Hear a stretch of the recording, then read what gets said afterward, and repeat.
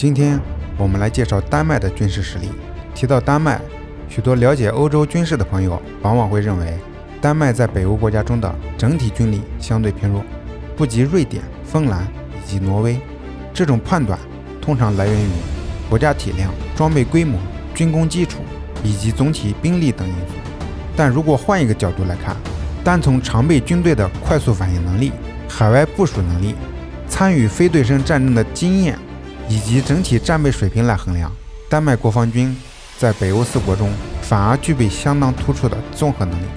在北约体系内部，丹麦军队也长期被视为一支高战备、专业化程度较高的力量。那么这种评价是如何形成的？答案很大程度上来自冷战结束之后的转型。冷战后，丹麦逐步将武装力量从传统的本土防御模式转变为一支能够执行海外任务的部队，从而为国家的战略选择提供更大的灵活性。自20世纪90年代末，尤其是2001年之后，丹麦在安全政策上明显强化了与北约，特别是与美国的军事协同。在这一背景下，丹麦武装部队多次参与由北约主导的国际军事行动，包括巴尔干地区、中东以及非洲的一系列任务行动。这些行动不仅提升了丹麦军队的实战经验，也推动了其在组织结构和作战能力上的持续优化。以阿富汗行动为例，丹麦在行动中承受了一定的人员损失，这对一个人口规模约600万的国家而言，也从侧面反映出其参与程度和投入力度。从结果来看，这些长期的海外部署经历使丹麦国防军在专业化、协同能力以及战备水平方面均得到显著提升。在现有的体系下，丹麦能够在较短时间内完成约5000人规模的部队部署，用于执行国际任务，而无需进行大规模额外动员。在海军方面，丹麦国防军同样具有一定特点。由于丹麦需要维持对格陵兰岛等海外领地的联系与控制，其海军必须具备一定的远洋行动能力，而不仅局限于近海防御。这一点与瑞典和芬兰存在明显差异。与此同时，丹麦并未完全依赖外部造舰体系，而是保留了自主设计和建造大型水面舰艇的能力。目前，丹麦海军装备包括2艘阿布萨隆级护卫舰、3艘伊弗休特费尔特级护卫舰以及4艘推提斯级远洋巡逻舰。这些舰艇均由本土设计建造。阿布萨隆级护卫舰满载排水量约6600吨，舰长137米，宽19.5米。在设计上，该级舰通过舰体外倾、上层建筑倾角处理等方式降低雷达反射特征。其装备包括泰雷兹 Smart S MKR 3维雷达，最大探测范围约250公里，并配备3座12单元 Mk56 垂直发射系统，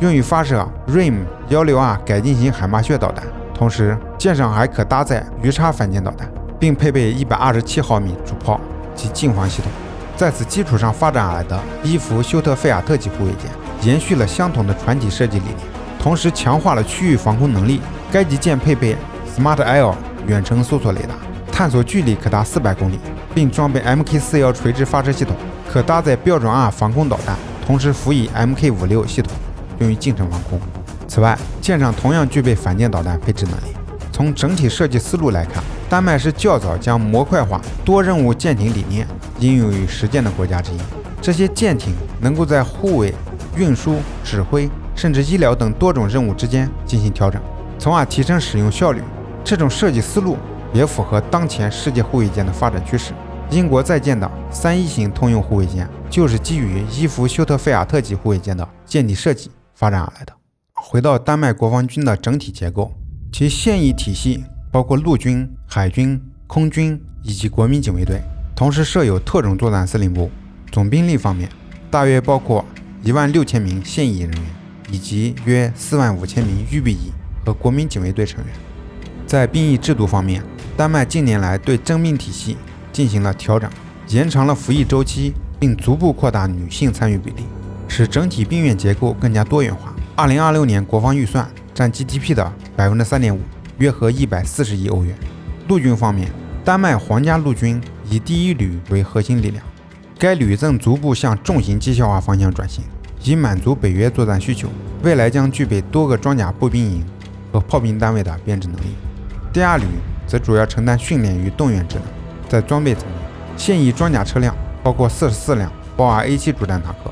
44辆 CV9035 步兵战车以及309辆10人于5型装甲运兵车。支援火力主要依赖19门以色列 Atmos 自行榴弹炮以及8辆 POS 火箭炮系统。丹麦皇家空军目前正处在结构转型阶段，其核心在于替换老旧战斗机机队，并同步强化北极方向的监视能力。按照现有规划，丹麦订购的43架 F-35A 闪电2战斗机正在逐步交付，而原有的 F-16机队则陆续退役，部分机体被移交或出售。